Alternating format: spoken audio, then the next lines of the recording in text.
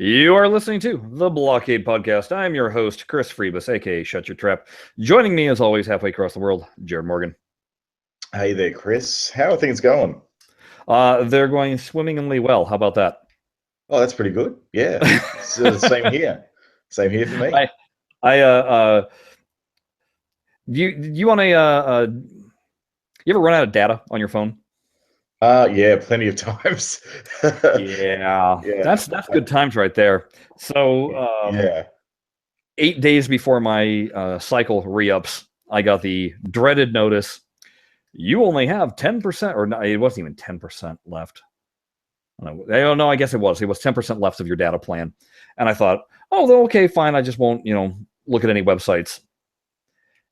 But then it turns out that all your text messaging, rather than going through the messaging service, it figures, oh, I'll just use the data. It's faster. And it goes through that. And anytime I'd get notifications, it would go through that. And next thing I know, I check my thing. And it's all, you have 0.2% left. I'm like, no. So I had to turn off data on my phone because I was like, I'm not even using it and it's still using up data. And go back to the Stone Ages. Oh, when your phone is only a phone, it's kind of a bummer.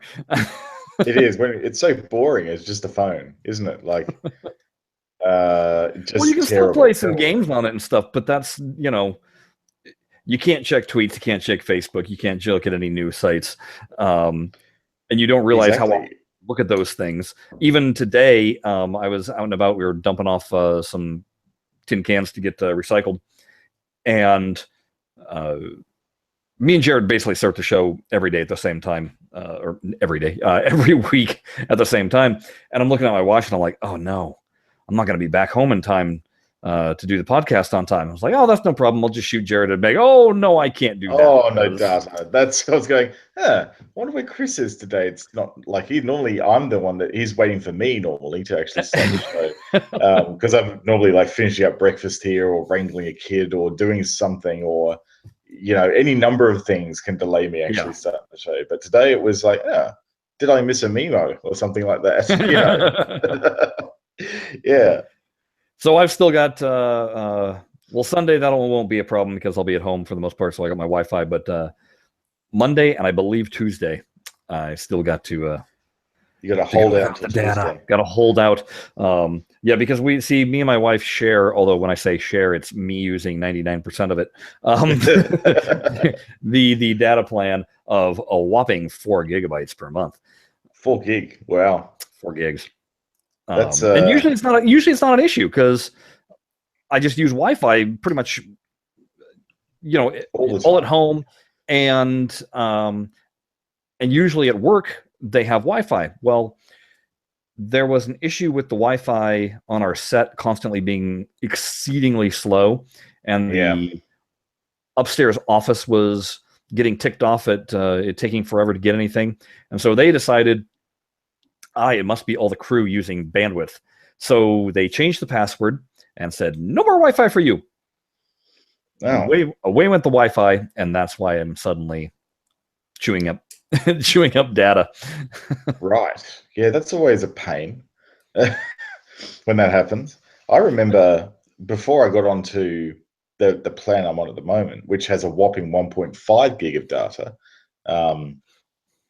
I was on a telco with basically, it was a very budget plan. It wasn't even a plan, it was prepaid.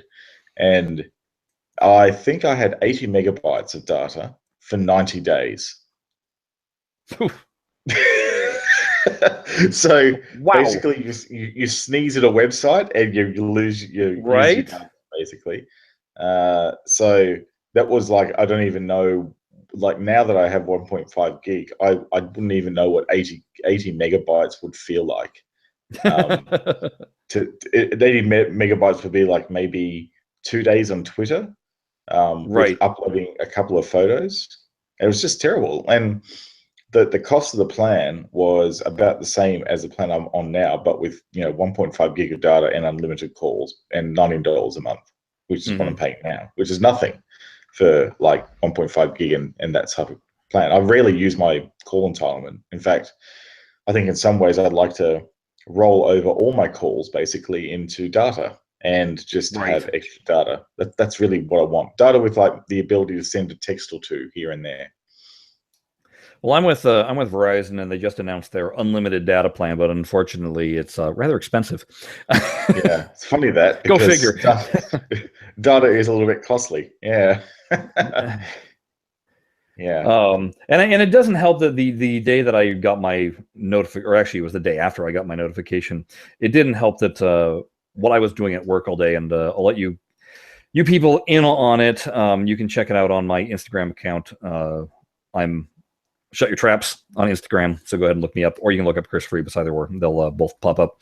But anyway, we came up with a challenge that was you go to Wikipedia and you push random article, and the first article that pops up, that is the name of your band. Yep. Then you go to WikiQuotes and you do random quotes, and you select the last 3 to 5 words of a quote, and that's the name of your album title. And then you go to, now they were saying go to Flickr, but I also just used Google and typed in random images, and you pick the 5th image, and that's the album art for your album. And then you're supposed to use a photo editor of your choice and put it together, and then that's your, create an album. So I wound up, we were having some fun doing that, and I think that might have used up a lot of my data because of probably doing all sorts of things. But my name that popped up was Missouri Western Griffins, and I went, okay, that's kind of not really a band name, but I went Misery, dropped out the Western, and now my band name became Misery Griffins. That sounded like a band. Misery Griffins. Yes. Yep. And so then I had a great deal. I created one album, and I went searching to go do another one, and I was like, I'm not done yet with this band. I think I could do more with this band. And so I created a total of, a total of 5 albums for Misery Griffins, and I created an entire history for them. They are a late 90s grunge and ska band. Grunge ska. Well, I call it scrunge, because nothing combines better together than ska and grunge. And and I created this whole little history for them. And so anyway, I posted it to Instagram, posted it to Facebook, but I won't accept you people as Facebook friends anyway, so don't worry about that. It's all right. I did actually see this on Facebook, so I know what you're talking about, and I actually have a name and an album cover of my own. I'm just about to send you a link to the 5th image on Google Images random search. Okay, I'm clicking on this. If it comes up. Yeah, if it comes up. Are you seeing a birdie with a hat on? Redirect notice. No, I am not. Okay, let me just see if I can get the image. Basically, there's a baby owl with a straw hat on. All right, that's the picture that you got to put in your mind. I don't know why this is a thing on the internet, but this is what it is. So my album, the band name is Ensirian Maya, which is the first thing that came up on Wikipedia. The album name is from the only quote for the random quote that I got was the last 5 words were writing, rhythm, and melodic style. Wow. Yeah. And the album cover is a owl with a hat on. Very good. So I think my album is it's a mathcore album. Mathcore. It's a mathcore album, and because it's all about writing rhythm and melodic style. So yeah, it's mathcore. And I think that the little mascot here wearing a straw hat pretty much sums up the type of music, which is kind of cute, very weird, and a little bit sort of random. So there you go. That's what my album's all about. It's a fun challenge. I'd like to see what's if people want to join in this challenge, please do. It is a blast. It's kind of fun to see. And it's best if you create little backstories rather than just posting the album too.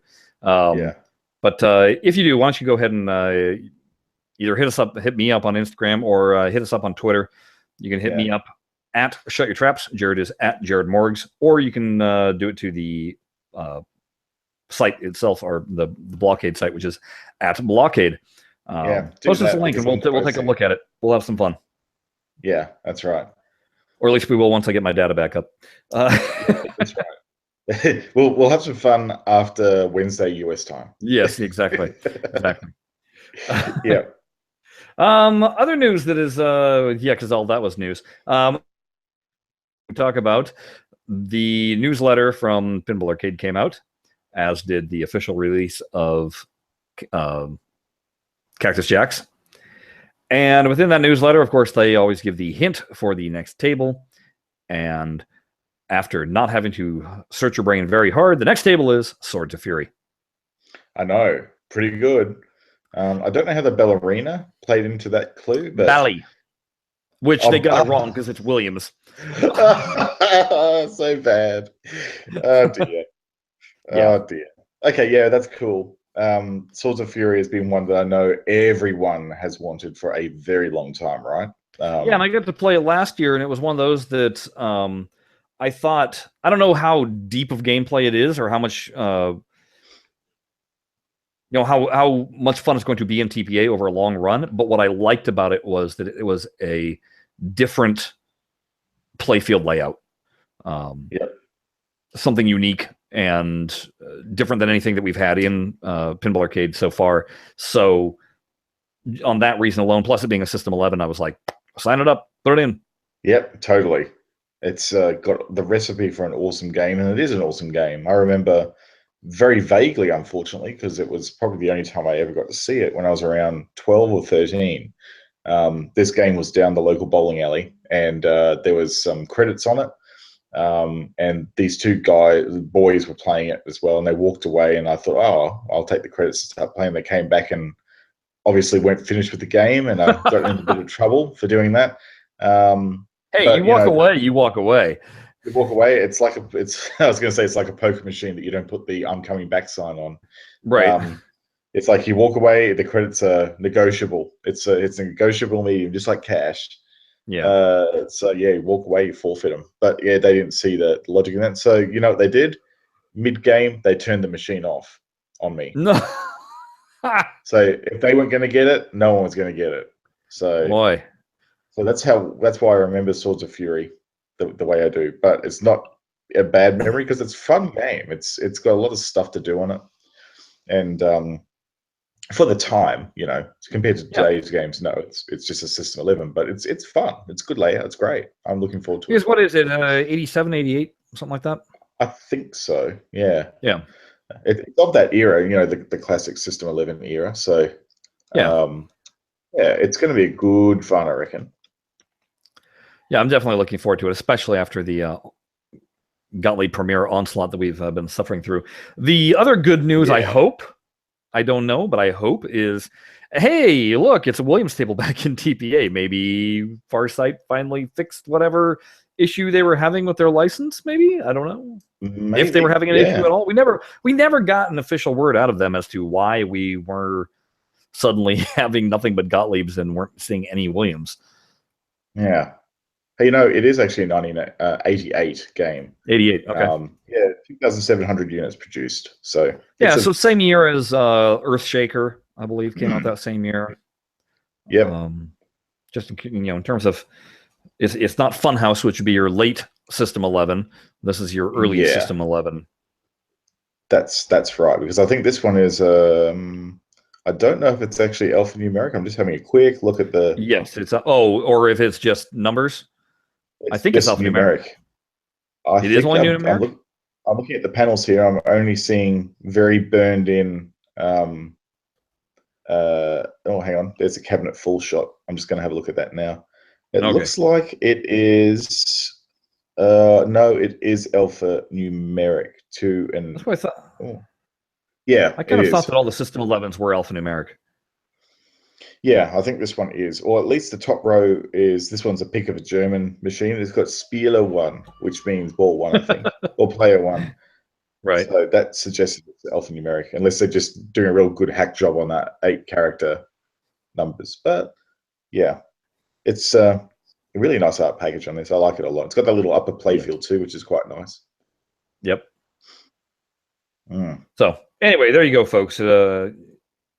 Enjoy your Cactus Jacks for the month, if you will, and just look forward to Swords of Fury. And that'll be the final table for season 6 that we're in right now. It is. It will be closing out season 6, which is going to be good, I think, because, you know, season 7, I think that we might start seeing more Belly Williams in it. I think they might start picking that up again. I hope so. I'm just disappointed we didn't get our season of sports. Maybe that season 7 will be season of sports. You never know. I don't know. Yeah. The what was I going to say? Oh, that's right. I think what would be really cool with Swords of Fury if they put the same lighting tech on mobile as they did on Cactus Jacks, using the GI illumination on and off trick that they did, because that really impressed me in Cactus Jacks on mobile. It really changed the way the game felt for me. And yeah, adding that featuring will be a big win, I think. Well, I can't imagine that they wouldn't continue doing that. I mean, once they figured it out for mobile, it's just a matter of implementing it each time. So that's right. It's funny. I've seen the upper ramp on the Swords of Fury, and it reminds me so much of an inverted F-14 Tomcat ramp. You know how the rails go off, and there's like 3 little diverters on the ramp. Yeah, it looks almost exactly like that, except on the right-hand side of the playfield. So, yeah, interesting to see how the themes, these game sort of themes, flow through the games of the era. But yeah, this is going to be fun, this game.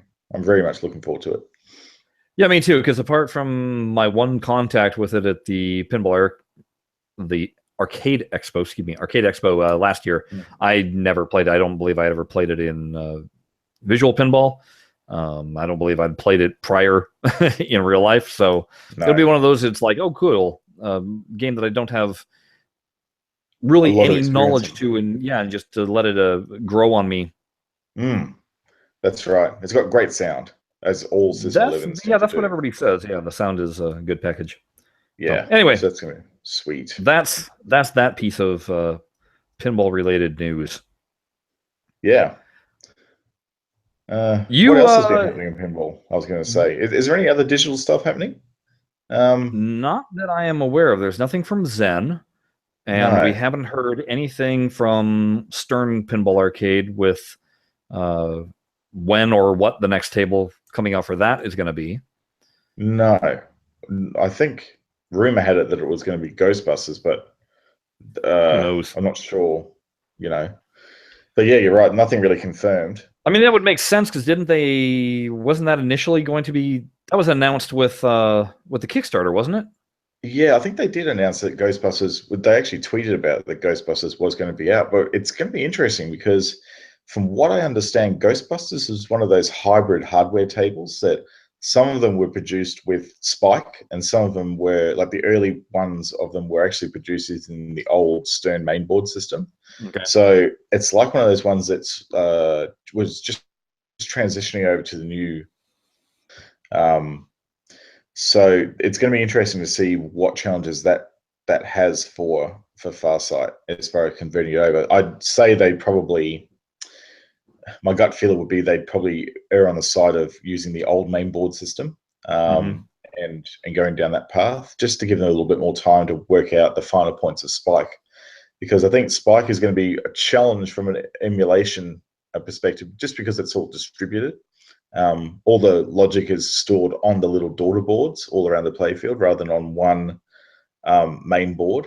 And getting that timing right is going to be, I'd say a bit of a challenge for them. But we'll see how that pans out, I guess. One piece of news that did... Oh, you go on. No, you go. Related to Stern Pinball app, I was messing around a bit with it and was playing with the Star Trek table.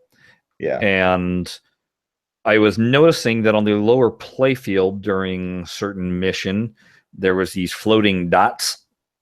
And I can only imagine that's the laser being used. Oh, okay.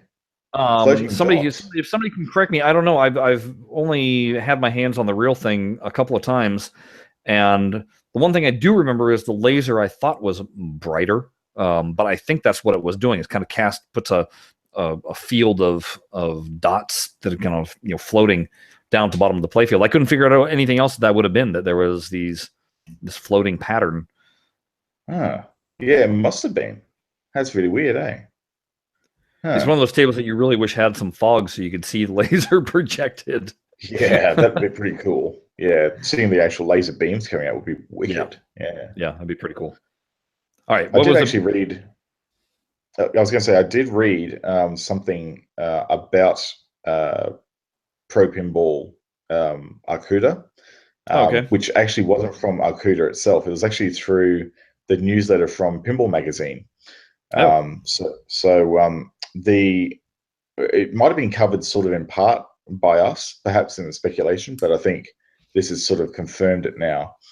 I think we asked the question when we were debating Arcuda and what the Pro Pinball news meant for the platform.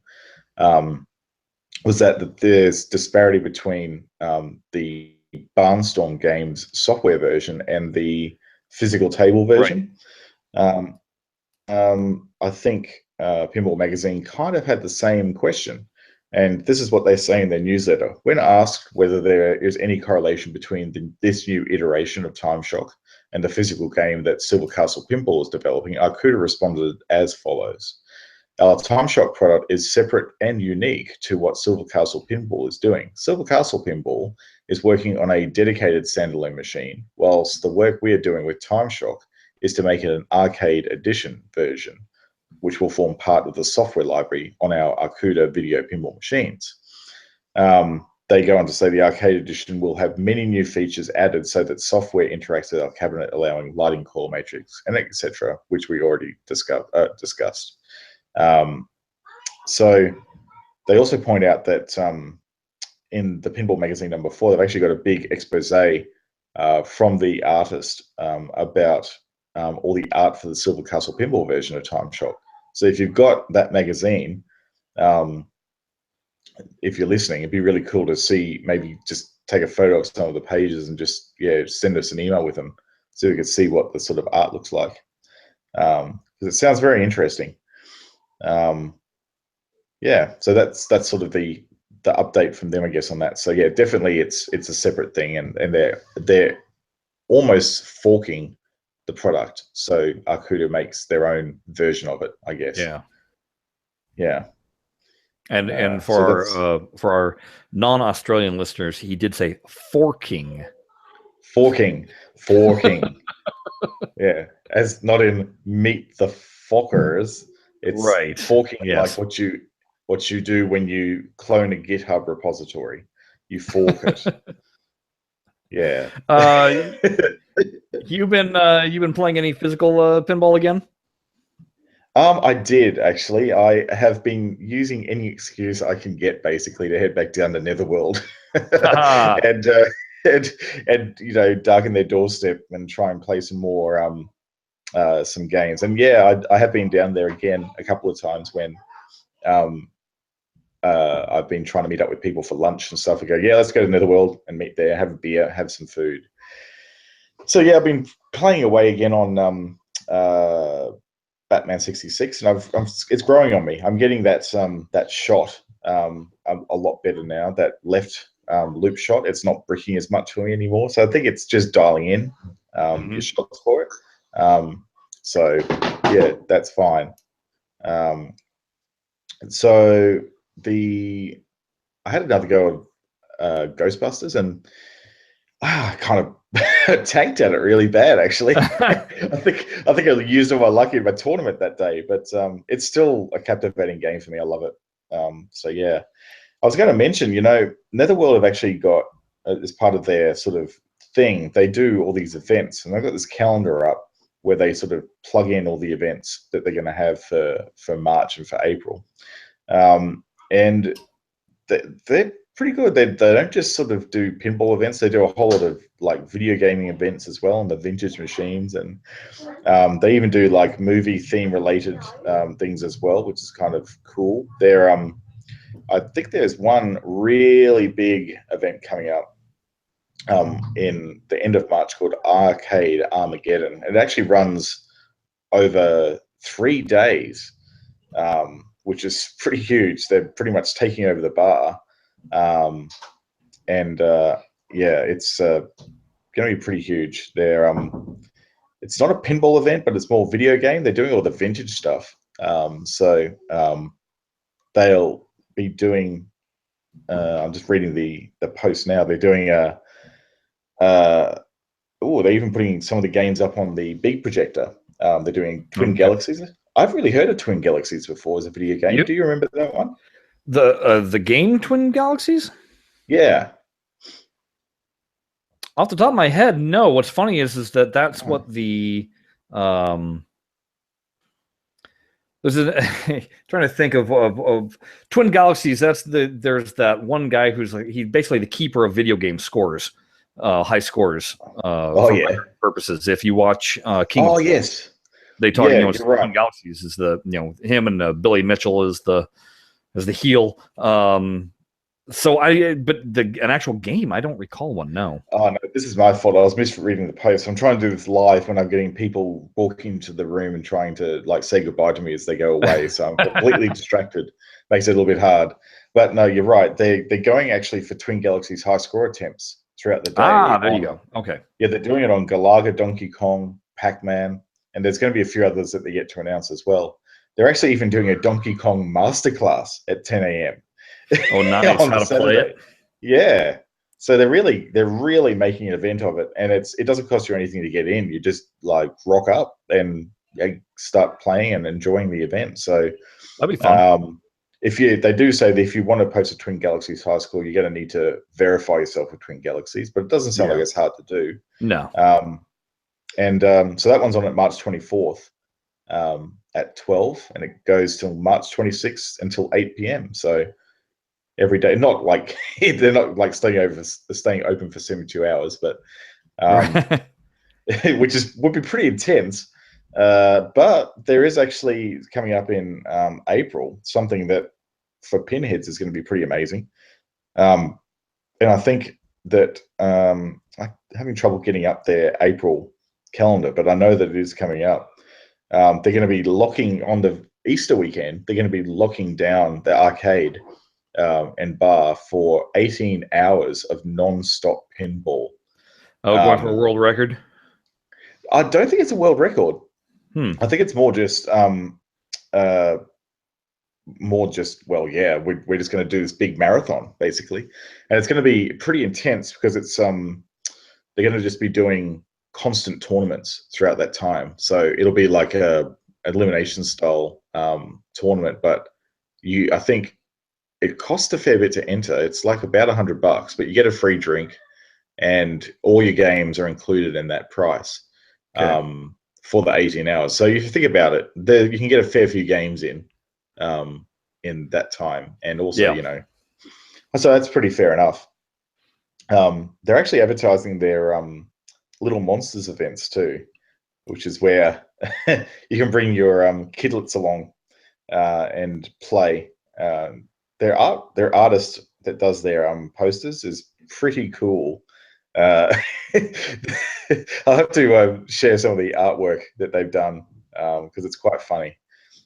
Anyhow, yeah, so from 9:30 to 11, you can bring your kids along and get them flipping away.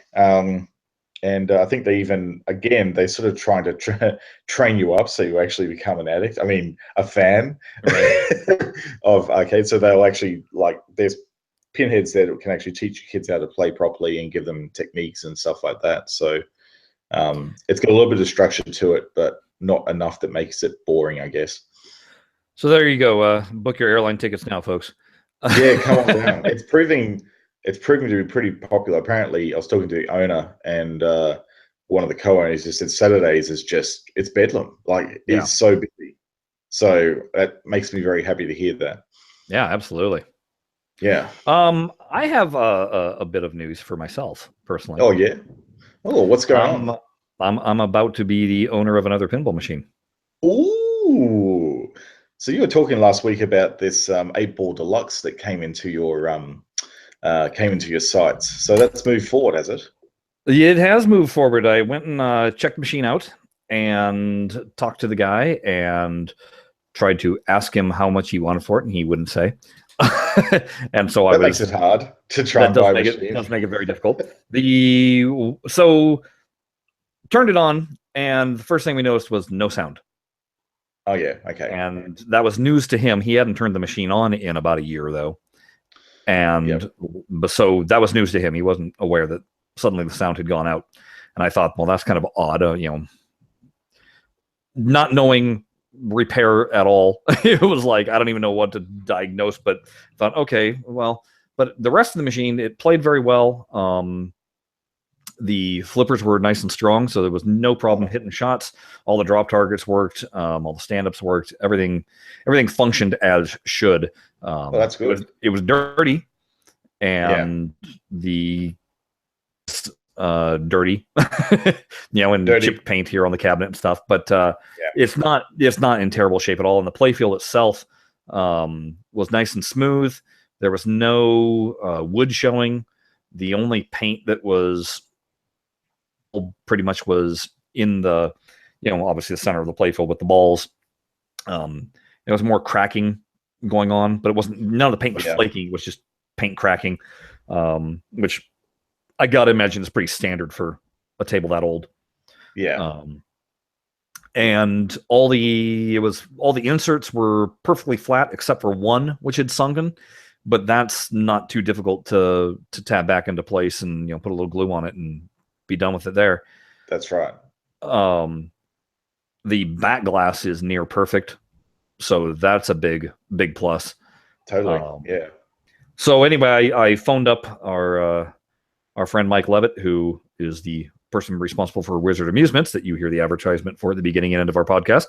And I was like, Mike, you do pinball restoration, right? And he was like, yeah. So I asked him a bit about it and asked him about the soundboard and what would I be getting myself into? And he was like, look, at the worst, it's the connectors just need a little contact cleaner sprayed on them, and you reconnect them, and boom, good to go.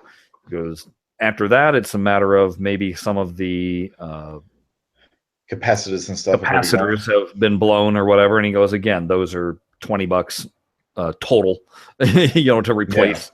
And for a full set. Yeah. Right, and you're good to go on there. And he goes, at the very worst, it's your soundboard needs to be replaced, which by the sounds of it, it doesn't, because I was getting the proper lights on it. Okay. At least according to him. Again, I didn't know what I was looking at, so I was just purely telling him by memory what I saw. The status lights on the board. Yeah, right. It was green and constant. Well, that's a good sign. It probably is just connectors then.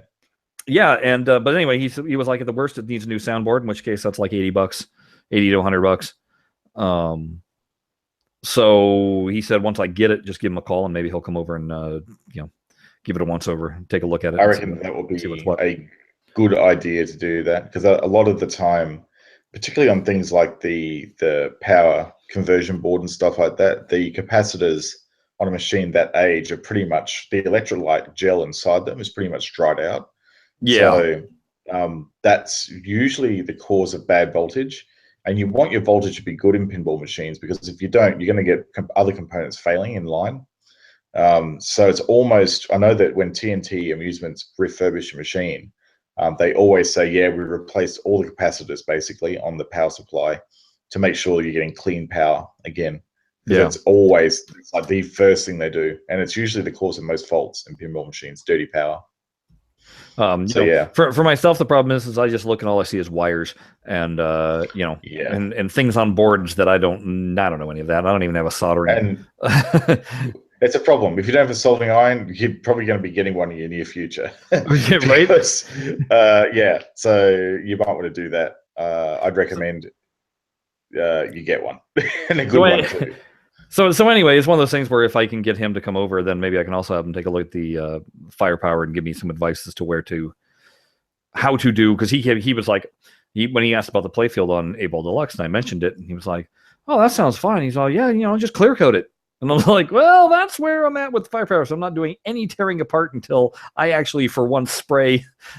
Find out how to do that, and if I can bring firepower back up, then I would attempt anything of that nature. But this thing works, and it's I just want the sound back. That's all."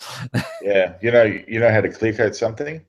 You depopulate the playfield, and then you give it to Wizard Amusements. Because clear coating is not something you want to muck around with. It will kill you if you don't do it right, quite literally. Which is why I have not done it, because I have zero experience with it, and I don't want to mess it up. And that's one of those things where, man, once you spray it, you're committed. So yeah, it's not so much messing up the playfield. It's quite literally dying, because the automated clear coat, will actually adhere to your lungs if you don't have the right breathing apparatus. Oh, well, hey, YouTube videos show you how to do that. It's easy. You go buy a respirator, which are fairly cheap at the hardware store. Make sure you got some goggles on, and you're good to go. And except for the one video I watched of a dude who was in New Jersey in his single car garage, and he had the garage door down except for a foot up, and had no respirator, no eye protection whatsoever, and was like, "Oh yeah, so you just clear coat like this," starts spraying. You can see the cloud just rising. I'm like going, "Dude, you're gonna die." Yeah. This is actually his death video. Yeah, the death video, exactly. The final moments of his life. Yeah, that's bad. So anyway, I wound up. It was funny. Mike asked me if I could lowball the guy, and I was like, "Well, I don't want to do that necessarily." But he told me what the machine is actually worth, and that's the hardest part. Is you go on Pinside and you go, "What are these tables worth?" And they kind of go on the high side. But then when you talk to anybody that purchases tables, and you're like, "Well, how the heck did you get it for so cheap?" Because they're always advertising at this other price, and so. I feel like the price I offered was low but fair. Because knowing this has not been a restored table, and it has not been touched maintenance wise in the 15 years he's had it. I think he had a business card for somebody that came in and replaced the rubbers and gave it a once over, and that's about the extent of it. So yeah. It would need some TLC on the circuit boards, I would think. Certainly, replacing the capacitors at a minimum would be what I'd recommend doing. Right. So again, I'm going to have Mike take a look, and maybe he can teach me a thing or two, and then I can take care of some of this stuff that's easy without having to put it into shape. Because basically, this is my birthday present from my wife, who is awesome for giving it to me. So yes, you're very lucky. Now the problem is transporting it, because I don't have a pickup truck. That's a problem. Yeah, and it's not. And these, no, it's only a couple miles away. But the problem is that with this era of machine, the head doesn't just fold down. You have to, if you want to take the head off or fold it down, you have to remove bolts. That's right. And drop it down that way. So it's better to, I imagine, just leave it all in place, throw it on a pickup truck, and drive it to my house. It's dangerous transporting a game with the head attached still, but it might be better just to take the head off and just number all the plugs, and then you'll be able to reconnect everything pretty easily. There should be a big main connector that plugs all the things in together, and you should just be able to get it off that way. So anyway, I have to arrange for and take the back glass out. Well, I know. Yeah. But you'll be right. You'll find a way. Yep. I just did. Well, I texted him asking when I can go pick it up, and I haven't received a text back. So until I get that, I can't go pay for it and pick it up. But anyway, I'm excited. It'll be fun to play. It will be. It sounds like it's ready to play right now. So it is ready to play. I mean, like I said, I played a little bit on it. Some things it was set to 5-ball, which I'm like, no, 3-ball, baby. 5-balls is cheating, according to Nate Shooters. So, 5-ball games just seem to take forever. Yeah. Even if you're draining quickly, they just seem to take forever. So unless I'm playing an EM, especially one of those old school that didn't have the motor to kick the ball back up in the slot. It had the 2 plungers. So the elevator, the ball elevator. Yeah. Those 5-ball balls, seems definitely fun on that. Yeah, definitely. Yes. But anything that's like, if it's solid state, definitely no 5-ball. No. So I reckon that'll be the first. That'll be the first thing that I'll need to do is figure out the switch patterns, because I don't know if he has the manual or not. In the back box, it had all the had cards of all the switch positions and stuff, or how many clicks to get into that mode. So, I'll definitely be having to learn that. But anyway, we'll see. Hopefully, seeing as how I haven't got notified by it for this weekend, hopefully next week I'll be able to pick that up and then maybe able to report a little bit about that. Who knows? We'll see. Yeah, that'll be good. Very cool. On that note, there hasn't been much pinball, so we're going to kind of wrap things up early. Yeah. Seems legit. Seems legit indeed. Hey, why don't you check out our website? It is BlahCadePinball.com.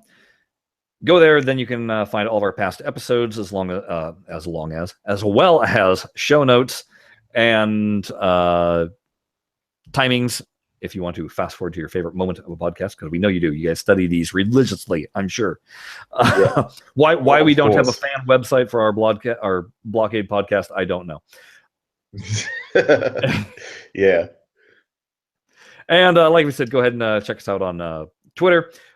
Or you can check me out on Instagram, where you can see the album art that I created and laugh along. Yeah, I've seen it. It's funny. Okay, so until next time, mahalo. Goodbye.